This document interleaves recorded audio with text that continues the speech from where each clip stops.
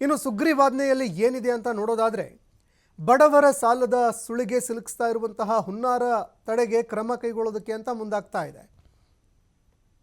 Online portal ಮಾಡಿ ಯಾರಿಗೆ ಎಷ್ಟು ಸಾಲ ನೀಡ್ತಾ ಇದ್ದೀವಿ ಅನ್ನುವಂತಹ ವಿಚಾರಕ್ಕೆ ಸಂಬಂಧಪಟ್ಟಂತೆ ಕಂಪಲ್ಸರಿ ಅಪ್ಡೇಟ್ ಮಾಡಲೇಬೇಕು. ಸಾಲದ ಸಂಪೂರ್ಣ ಪ್ರಕ್ರಿಯೆ ಏನಿದೆ ಅಂದರೆ ಸಾಲ ಕೊಡೋದಕ್ಕೆ ಏನೆಲ್ಲ ಒಂದು ಗೈಡ್ಲೈನ್ಸ್ಗಳನ್ನು ಅನುಸರಿಸಲಾಗ್ತಾ ಇದೆ, ಆ ಒಂದು ಸಂಪೂರ್ಣ ಪ್ರಕ್ರಿಯೆಯನ್ನು ಆನ್ಲೈನ್ ಮೂಲಕವೇ ಮಾಡಬೇಕು. ಯಾವುದೇ ರೀತಿಯಲ್ಲೂ ಕೂಡ ಆಫ್ಲೈನ್ ಮೂಲಕವಾಗಿ ಮಾಡೋ ಹಾಗಿಲ್ಲ. ಇನ್ನು ಸಾಲದ ಬಡ್ಡಿ ಪ್ರಮಾಣ ಏನಿದೆ ಅದು ಪಾರದರ್ಶಕವಾಗಿರಬೇಕು, RBI ನೀತಿಗೆ ಅನುಗುಣವಾಗಿ ಇರಬೇಕು. ಅಂದರೆ ಏನೋ ಬೇಕಾಬಿಟ್ಟು ನನಗೆ ಬೇಕಾದಷ್ಟು ನಾನು ಬಡ್ಡಿ ಹಾಕ್ಕೊಳ್ತೀನಿ, ಮತ್ತೊಂದು ಮಗದೊಂದು ಯಾವುದೂ ಕೂಡ ಇಲ್ಲ. RBI ಗೈಡ್ಲೈನ್ಸ್ಗಳಿದೆ, ಇಷ್ಟೇ ಬಡ್ಡಿ ಇರಬೇಕು ಅಂತ. ಅದರ ಪ್ರಕಾರವಾಗಿ ಬಡ್ಡಿಯನ್ನು ಹಾಕಬೇಕು. ಮೈಕ್ರೋ ಫೈನಾನ್ಸ್ ಕಂಪನಿಗಳು ಕಡ್ಡಾಯವಾಗಿ ರಾಜ್ಯದಲ್ಲಿ ನೋಂದಣಿ ಆಗಿರಬೇಕು. ನೋಂದಣಿ ಆಗಿರದೇ ಇರುವಂತಹ ಒಂದು ಮೈಕ್ರೋ ಫೈನಾನ್ಸ್ಗಳೇನಿದ್ದಾವೆ ಅದರ ವಿರುದ್ಧ ಕಠಿಣ ಕ್ರಮ ಕೈಗೊಳ್ಳೋದಕ್ಕೆ ಅಂತ ಇದರಲ್ಲಿ ಪ್ರಾವಿಷನ್ ಕೂಡ ಮಾಡಲಾಗ್ತಾ ಇದೆ. ಇನ್ನು ಯಾವುದೇ ಸಂದರ್ಭದಲ್ಲಿ ಈ ನೋಂದಣಿಯನ್ನು ಸರ್ಕಾರ ತಿರಸ್ಕಾರ ಕೂಡ ಮಾಡಬಹುದು. ಅಂದರೆ ಏನಾದರೂ ಕಾನೂನು ಬಾಹಿರವಾಗಿ ಸಾಲ ನೀಡುವಂಥದ್ದು ಅಥವಾ ಜನರಿಗೆ ಕಿರುಕುಳ ನೀಡುವಂಥದ್ದನ್ನು ಮಾಡ್ತಾ ಇದ್ದರೆ ಅಂಥವರ ನೋಂದಣಿಯನ್ನು ಸರ್ಕಾರ ತಿರಸ್ಕಾರ ಮಾಡೋದಕ್ಕೂ ಕೂಡ ಇಲ್ಲಿ ಪ್ರಾವಿಷನ್ ನೀಡಲಾಗ್ತಾ ಇದೆ. ಇನ್ನು ಕಂಪನಿಗಳ ವ್ಯವಹಾರವನ್ನು ವಿಚಾರಣೆಗೆ ಪ್ರತಿ ಜಿಲ್ಲೆಯಲ್ಲಿ ADC ಹಾಗೂ ಅಸಿಸ್ಟೆಂಟ್ ಕಮಿಷನರ್ ಒಳಗೊಂಡಂತಹ ಒಂದು ಸಮಿತಿಯನ್ನು ಕೂಡ ನೇಮಕ ಮಾಡಬೇಕು. ಸಾಲದ ಹೆಸರಿನಲ್ಲಿ ಜನರಿಂದ ಯಾವುದೇ ವಸ್ತುಗಳನ್ನು ಆಸ್ತಿಗಳನ್ನು ಅಡಮಾನ ಇರಿಸಿಕೊಳ್ಳುವಂತಿಲ್ಲ, ಮಧ್ಯವರ್ತಿಗಳ ಮೂಲಕ ದಬ್ಬಾಳಿಕೆ ಕೂಡ ಮಾಡುವಂತಿಲ್ಲ. ಈ ಎಲ್ಲ ಕ್ರಮ ಕೈಗೊಳ್ಳೋದಕ್ಕೆ ಅಂತ ರಾಜ್ಯ ಸರ್ಕಾರ ಈ ಸುಗ್ರೀವಾಜ್ಞೆ ಮೂಲಕ ಮಾಡ್ತಾ ಇದೆ. ಇದು ಎಷ್ಟರ ಮಟ್ಟಿಗೆ ಸಕ್ಸಸ್ಫುಲ್ ಆಗುತ್ತೆ ಅದನ್ನು ಕೂಡ ಕಾದು ನೋಡಬೇಕಾಗುತ್ತೆ.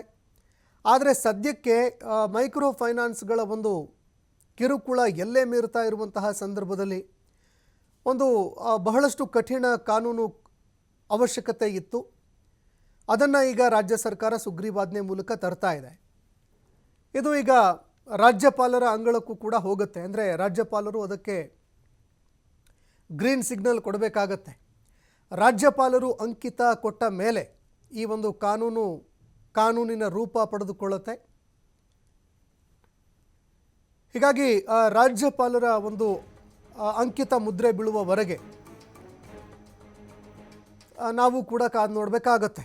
ಯಾವಾಗ ರಾಜ್ಯಪಾಲರು ಇದಕ್ಕೆ ಸಹಿ ಮಾಡ್ತಾರೆ, ಯಾವಾಗ ಇದು ಕಾನೂನಾಗಿ ಬರುತ್ತೆ, ಅದಾದ ನಂತರ ಎಷ್ಟರ ಮಟ್ಟಿಗೆ ಇದು ಪರಿಣಾಮ ಬೀರುತ್ತೆ ಅನ್ನುವಂಥದ್ದನ್ನು ಕಾದು ನೋಡಬೇಕಾಗತ್ತೆ.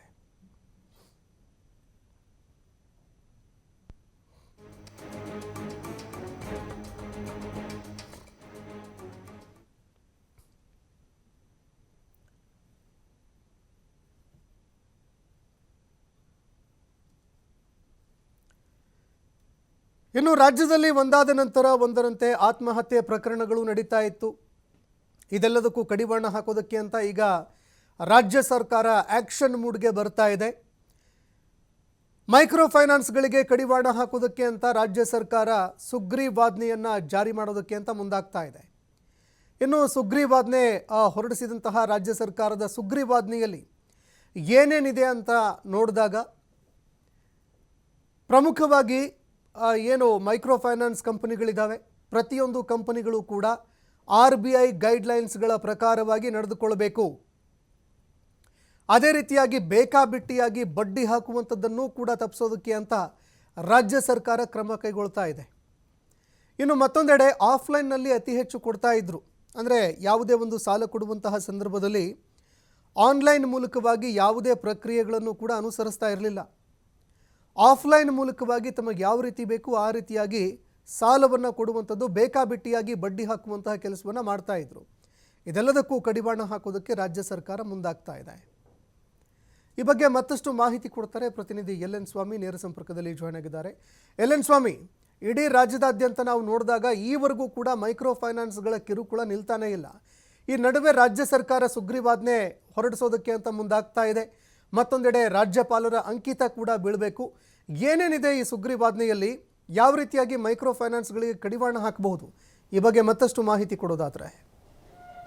ಸಂತೋಷ್, ರಾಜ್ಯದಲ್ಲಿ ಮೈಕ್ರೋ ಫೈನಾನ್ಸ್ ಕಂಪ್ನಿಗಳಿಂದ ಆಗ್ತಾ ಇರುವಂಥ ಒಂದು ಕಿರುಕುಳ ಹಾವಳಿಯನ್ನು ತಡೆಗಟ್ಟೋದಕ್ಕೆ ಸರ್ಕಾರ ಎಲ್ಲ ರೀತಿಯ ಸಿದ್ಧತೆಗಳನ್ನು ಮಾಡ್ಕೊಂಡಿರುವಂಥದ್ದು. ಈಗಾಗಲೇ ಮೈಕ್ರೋ ಫೈನಾನ್ಸ್ ಕಂಪ್ನಿಗಳು ಕೊಡುತ್ತಿರುವ ಒಂದು ಕಿರುಕುಳದಿಂದ ರಾಜ್ಯದಲ್ಲಿ ಆತ್ಮಹತ್ಯೆ ಪ್ರಕರಣಗಳು ದಾಖಲಾಗಿವೆ. ಜೊತೆಗೆ ಆತ್ಮಹತ್ಯೆ ಪ್ರಯತ್ನ ಪ್ರಕರಣಗಳು ಕೂಡ ದಾಖಲೆ ಆಗಿರುವಂಥದ್ದು. ಜೊತೆಗೆ ಒಂದು ಕಡೆ ಯಾವಾಗ ಫೈನಾನ್ಸ್ ಕಂಪ್ನಿಗಳಿಂದ ಕಿರುಕುಳ ಶುರುವಾಯಿತು, CM ಸಿದ್ದರಾಮಯ್ಯನವ್ರಿಗೂ ಕೂಡ ಹಲವು ಅಭಿಯಾನದ ಮೂಲಕ, ಅಂದರೆ ಮಾಂಗಲ್ಯ ಅವನ್ನು ಕಳಿಸುವುದರ ಮೂಲಕ ಅಭಿಯಾನವನ್ನು ಶುರು ಮಾಡೋದಕ್ಕೆ ಎಲ್ಲ ರೀತಿಯ ಸಿದ್ಧತೆಗಳನ್ನು ಮಾಡ್ಕೊಂಡಿದ್ರು. ಈ ಅಭಿಯಾನಕ್ಕೆ ಚಾಲನೆಯೂ ಕೂಡ ಕೆಲವು ಮಹಿಳೆಯರು ಮಾಡಿದಂಥದ್ದು. ಹಾಗಾಗಿ ಎಲ್ಲ ಮುಜುಗರದಿಂದ ತಪ್ಪಿಸ್ಕೊಳ್ಳೋದಕ್ಕೆ ರಾಜ್ಯ ಸರ್ಕಾರ ಎಚ್ಚೆತ್ತುಕೊಂಡು ಸಭೆಗಳ ಮೇಲೆ ಸಭೆ ಮಾಡಿತು. ಒಂದು ಕಡೆ ಕ್ಯಾಬಿನೆಟ್ನಲ್ಲೂ ಈ ಸುಗ್ರೀವಾಜ್ಞೆಗೆ ಸಂಬಂಧಪಟ್ಟಂತೆ ಸಾಕಷ್ಟು ಚರ್ಚೆ ಆಯಿತು. ಕ್ಯಾಬಿನೆಟ್ನಲ್ಲಿ ಚರ್ಚೆ ಆದ ಬಳಿಕ ಮುಂಬರುವ ಕಾನೂನು ಅಡೆತಡೆಗಳನ್ನು ಎಲ್ಲದಕ್ಕೂ ಬ್ರೇಕ್ ಹಾಕಬೇಕು, ಅಂದರೆ ಎದುರಾಗಬಹುದಂಥ ಸಮಸ್ಯೆಗಳು, ಕಾನೂನಿನ ವ್ಯತಿರಿಕ್ತ ಪರಿಣಾಮಗಳು ಹಾಗೂ ತಾಂತ್ರಿಕ ದೋಷಗಳನ್ನು ಎಲ್ಲವನ್ನೂ ತಿಳಿದುಕೊಂಡು ಸಂವಿಧಾನಬದ್ಧವಾಗಿ ಆ ಮಸೂದೆಯನ್ನು ಜಾರಿಗೆ ತರಬೇಕು ಎಂಬ ವಿಚಾರವನ್ನು ಇಟ್ಕೊಂಡು ಸಂಪೂರ್ಣವಾದಂತಹ ಅಧಿಕಾರವನ್ನು CMಗೆ ಕೊಟ್ಟಿದ್ದರು. ಅಂದರೆ ಈ ಸುಗ್ರೀವಾಜ್ಞೆ ತರುವಂತಹ ಒಂದು ವಿಚಾರಕ್ಕೆ ಸಂಬಂಧಪಟ್ಟಂತೆ CM ಸಿದ್ದರಾಮಯ್ಯನವರಿಗೆ ಸಂಪೂರ್ಣ ಅಧಿಕಾರವನ್ನು ಕ್ಯಾಬಿನೆಟ್ನಿಂದಲೇ ಕೂಡ ಶಿಫಾರಸು ಮಾಡಿತ್ತು. ಕ್ಯಾಬಿನೆಟ್ ಬಳಿಕ CM ಸಿದ್ದರಾಮಯ್ಯನವರ ನೇತೃತ್ವದಲ್ಲಿ ಸಭೆ ಕೂಡ ಆಗುತ್ತೆ. ಅಂದರೆ ಕಾನೂನು ಸಚಿವರು ಹಾಗೂ ಗೃಹ ಸಚಿವರನ್ನು ಒಳಗೊಂಡಂತೆ ಒಂದು ಸಭೆ ಆಗುತ್ತೆ. ಆ ಸಭೆಯಲ್ಲಿ ಏನಾದರೂ ಮಸೂದೆ ಜಾರಿಗೆ ತಂದಂಥ ಸಂದರ್ಭದಲ್ಲಿ ಫೈನಾನ್ಸ್ ಕಂಪ್ನಿಗಳು ಯಾವ ರೀತಿ ಒಂದು ಕಾನೂನಾತ್ಮಕ ಹೋರಾಟ ಮಾಡಿದ್ರೆ ಅದಕ್ಕೆ ನಾವು ಯಾವ ರೀತಿ ಒಂದು ವ್ಯತಿರಿಕ್ತವಾಗಿ ಹೋರಾಟ ಮಾಡಬೇಕು, ಸಂವಿಧಾನಾತ್ಮಕವಾಗಿ ಮಸೂದೆಯನ್ನು ಜಾರಿಗೆ ತಂದ ನಂತರ ಯಾರೂ ಕೂಡ ಅದನ್ನು ಪ್ರಶ್ನೆ ಮಾಡಬಾರ್ದು. ಪ್ರಶ್ನೆ ಮಾಡಿದಂಥ ಸಂದರ್ಭದಲ್ಲಿ ರಾಜ್ಯ ಸರ್ಕಾರಕ್ಕೆ ಸಾಕಷ್ಟು ಹಿನ್ನಡೆ ಆಗುತ್ತೆ, ಮುಜುಗರ ಆಗುತ್ತೆ. ಹಾಗಾಗಿ ಎಲ್ಲವನ್ನೂ ಕೂಡ ಎಚ್ಚರಿಕೆಯನ್ನು ಹೆಜ್ಜೆ ಇಟ್ಟು ಆ ಮಸೂದೆಯನ್ನು ಜಾರಿಗೆ ತರಬೇಕು ಅನ್ನೋದು ಕೂಡ CM ಸಿದ್ದರಾಮಯ್ಯನವರು ಸೂಚನೆ ಮಾಡಿದರು. ಹಾಗಾಗಿ 4 ತಂಡಗಳನ್ನು ರಚನೆ ಮಾಡಿ ಲೋಪದೋಷಗಳಿಗೆ ಸಂಬಂಧಪಟ್ಟಂತೆ ಹಾಗೂ ಕಾನೂನು ಹಾಗೂ ತಾಂತ್ರಿಕ ಅಡೆತಡೆಗಳಿಗೆ ವಿಚಾರಗಳಿಗೆ ಸಂಬಂಧಪಟ್ಟಂತೆ ಒಂದು ಸಂಪೂರ್ಣವಾದಂಥ ವರದಿ ಕೊಡಿ ಎಂಬ ಶಿಫಾರಸನ್ನು ಕೂಡ ಸಭೆಯಲ್ಲೇ ಆಗಿತ್ತು.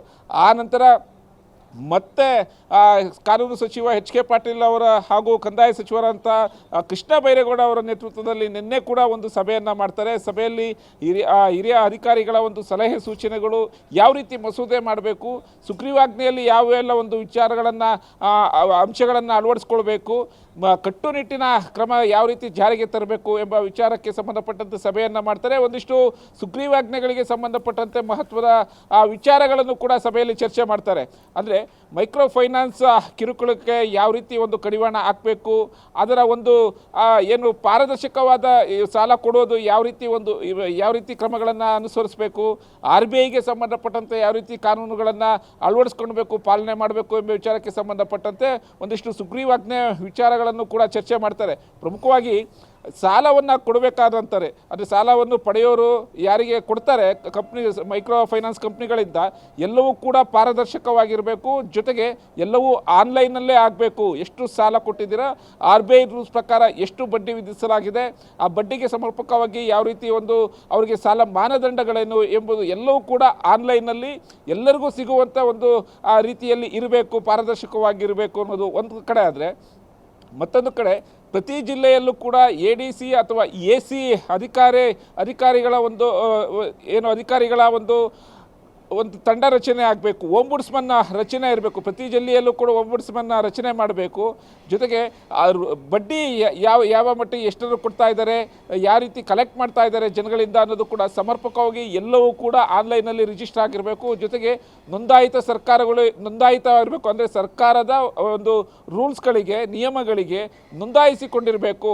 ನೋಂದಾಯಿಸಿಕೊಳ್ಳದೇ ಇರುವಂತಹ ಯಾವ ಮೈಕ್ರೋ ಫೈನಾನ್ಸ್ ಕಂಪ್ನಿಗಳು ಸಾಲ ಕೊಟ್ಟಂಥ ಸಂದರ್ಭದಲ್ಲಿ ಅವರ ಮೇಲೆ ಒಂದು ಕಾನೂನು ಬಾಹಿರ ಚಟುವಟಿಕೆಯಲ್ಲಿ ಇದ್ದಾರೆ ಎಂಬ ವಿಚಾರವನ್ನು ಇಟ್ಕೊಂಡು ಪ್ರಕರಣವನ್ನು ದಾಖಲೆ ಮಾಡಬೇಕು ಅನ್ನೋದು ಸಹ ಹಲವಾರು ವಿಚಾರಗಳನ್ನು, ಅಂದರೆ ಆನ್ಲೈನಲ್ಲೇ ಸಾಲ ಕೊಡುವ ಹಾಗೂ ಬಡ್ಡಿ ಕೊಡುವ ಜೊತೆಗೆ ಸಾಲವನ್ನು ವಾಪಸ್ ಪಡಿಬೇಕಾದ್ರೆ, ಬಡ್ಡಿಯನ್ನು ಪಡಿಬೇಕಾದ್ರೆ ಮಧ್ಯವರ್ತಿಗಳ ಒಂದು ಬಳಕೆಯನ್ನು ಮಾಡಬಾರ್ದು. ನೇರವಾಗಿ ಯಾರು ಸಂಸ್ಥೆಗಳಿಂದ ನೇಮಕವಾಗಿರ್ತಾರೆ ಅವರೇ ಹೋಗಿ ಸಾಲ ಅಥವಾ ಬಡ್ಡಿಯನ್ನು ಪಡಿಬೇಕು.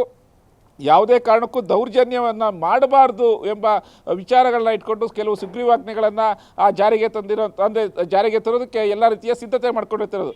ಈಗಾಗಲೇ CM ಸಿದ್ದರಾಮಯ್ಯ ಅವರ ಕೈಗೆ ಸೇರಿದ ವರದಿ ಸುಗ್ರೀವಾಜ್ಞೆಯಲ್ಲಿ ಏನೆಲ್ಲ ಇರಬೇಕು, ಮಸೂದೆಗೆ ರಾಜ್ಯಪಾಲರ ಅಂಕಿತಕ್ಕೆ ಕಳಿಸ್ಬೇಕಾದ್ರೆ ಎಲ್ಲವನ್ನೂ ಕೂಡ ಪುನರಾವರ್ಶೆ ಮಾಡಿ ಅದಕ್ಕೆ ಸಂಬಂಧಪಟ್ಟಂತೆ ಯಾವುದೂ ಲೋಪದೋಷಗಳು ಇಲ್ಲದೆ ರಾಜ್ಯಪಾಲರಿಗೆ ಕಳಿಸಿ ಅವರಿಂದ ಅನುಮೋದನೆ ಪಡೆದ ನಂತರ ಮಸೂದೆಯನ್ನು ಯಶಸ್ವಿಯಾಗಿ ಜಾರಿಗೆ ತರೋದಕ್ಕೆ ರಾಜ್ಯ ಸರ್ಕಾರ ಮುಂದಾಗಿರೋಂಥದ್ದು. ಸಂತೋಷ್, ಧನ್ಯವಾದಗಳು LN ಸ್ವಾಮಿ ನಿಮ್ಮೆಲ್ಲ ಮಾಹಿತಿಗೆ.